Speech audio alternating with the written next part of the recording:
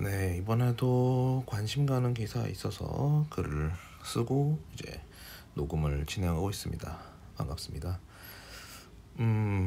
이제 연예면 기사를 보면 어떤 뭐 스캔들이나 뭐 화제가 되는 이슈가 발생하면 이제 소위 말하는 이제 우라카이라고 해서 비슷한 류의 기사가 이제 다양한 매체에서 똑같이 반복되는데 그래도 이제 사회면 기사는 그 정도의 수준은 아니지만 어쨌든 지금 외국인 노동자와 관련해서 큰 이제 화재 사건으로 인한 사망 기사가 많이 이제 대두되면서 이제 후속 기사로 이제 같은 종류의 내용을 또 해서는 이슈가 될 수 없기 때문에 이제 다양한 이제 노동자들의 문제 이슈들을 이렇게 때마침 많이 나오고 있는 터라 지금 제가 이제 기사 관련 이제 뉴스 이야기를 하는데 대부분 이제 노동 관련 이슈가 돼버렸습니다. 그래서 지금 쌓여져 있는 부분을 이제 처리하려고 부득이 하루에 원래 하루에 하나씩 정도만 올리려고 했는데 일단은 되는 대로 이제 2개 이상씩은 묶어야 될 것 같아서 그렇게 이제 소화를 해놔야 좀 더 다양한 소재를 이제 이야기할 수 있을 것 같아요. 아무튼 이제 이야기를 좀 더 해보겠습니다. 이번에는 한국일보 기사 내용이고 이제 10년간 안전교육을 한 번도 받지 못했던 어떤 한 이제 외국인 노동자의 사례를 통해서 이야기가 시작이 됩니다.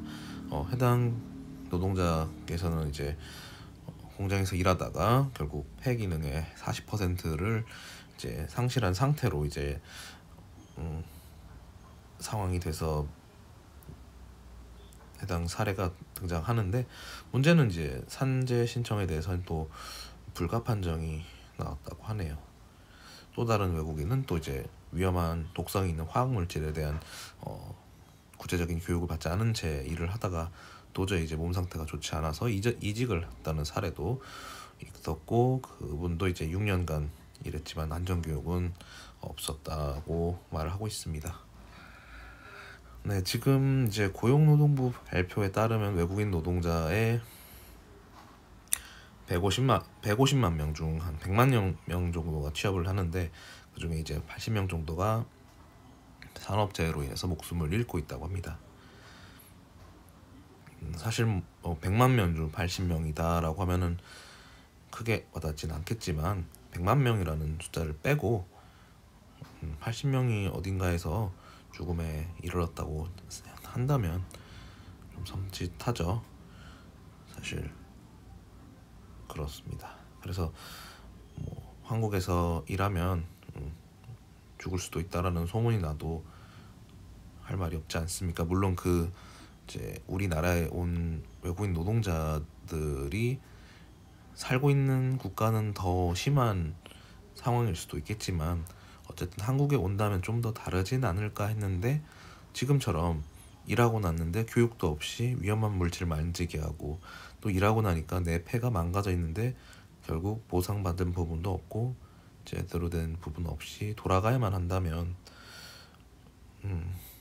이런 사실들에 대해서 그들의 생각은 너무나도 이제 비극적인 측면에서 한국의 이미지를 강렬하게 각인당한 채로 고국으로 돌아가는 상황을 맞이하고 있지 않을까 싶습니다. 그래서 참 뭐 한국 사회에 대한 고발을 어쨌든 외국인 노동자의 시점에서 할 수도 있는 거죠. 사회 그 고국으로 돌아갔을 때.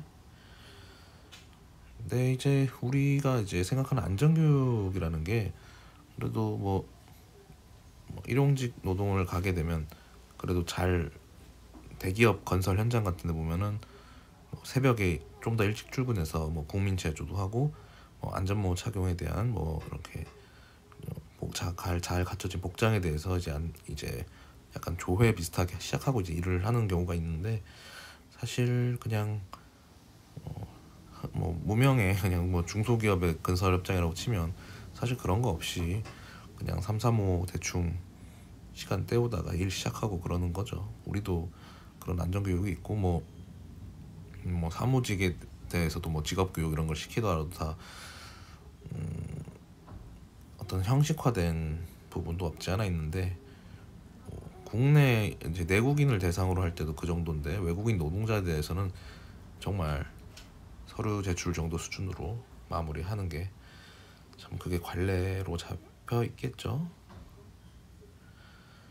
근데 이런 부분을 이제 실질적으로 좀 강제적으로 점검하는 방식으로 변화가 돼야 되는데, 결국은 기업에서 그렇게 눈치가 안 보이니까 외국인 노동자를 방치하게 된 경우죠.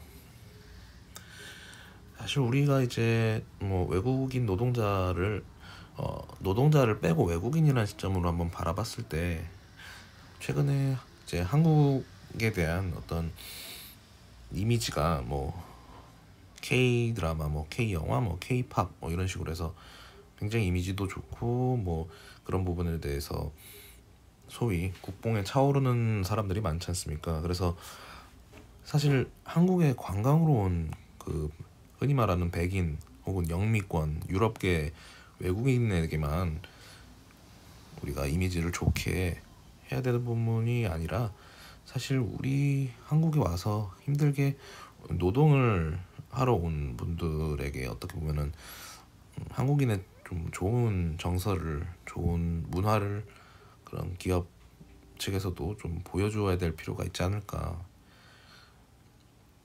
K-팝도 중요하지만 K 노동 시장에 대해서 좀 생각해야 될 부분이 아닌가 싶습니다. 왜냐면 이제 외국인 노동자가 함부로 할 대상이 아니게 되었습니다. 점점 더 그게 강해지고 있고, 이제 10년만 지나도 우리 산업의 주요 인력이 우리 한국 그 순수 한국인이 아닌 상황이 될 것으로 보입니다. 왜냐면 더 이상 우리가 노동자를 생산하지 않고 있기 때문에 순수 한국인의 노동 생산성은 지속적으로 감소할 예정이죠. 진짜 이제 순수 한국인들은 저를 비롯해서 10년만 지나도 저도 이제 40대 후반이 될 것이고, 뭐 다들 저 세대를 더불어서 그 위 아랫세대는 아이를 낳을 수 있는 만큼의 인구수가 되지도 않습니다. 그래서 저는 이 좋게 이렇게 어떻게 보면은 선진국이나 이제 특히 우리보다 잘 사는 나라의 외국인들이 놀러 온 부분에 대해서만 너무 좋은 그쪽으로만 밝은 이미지를 갖추는 게 아니라, 우리가 좀 피하고 싶고 힘들어하고 그런 현장에 투입되어지는 노동자들에 대해서도 우리 한국이 밝고 어두운 면이 있겠지만 그 부분을 전부 다 커버할 수 있는 정도의 환경이 좀 되었으면 하는 바람이 있습니다. 사실 좀 우스갯소리겠지만 이제 더 이상 태극기 부대가 아니고 만국기 부대가 펼쳐질 날이 얼마 남지 않은 우리 한국 사회에서 좀 실패했지만 그래도 다문화 사회로 좀 나아갈 수 있는 방향이 좀 잡혔으면 하는 바람이 있습니다. 지금 최소한의 소음을 좀 막아보려고 땀을 삐질삐질 흘리면서 녹음을 하고 있는데요. 성취하는 목소리 때문에 조금 듣는 분들 입장 생각하면 좀 아쉬운데요.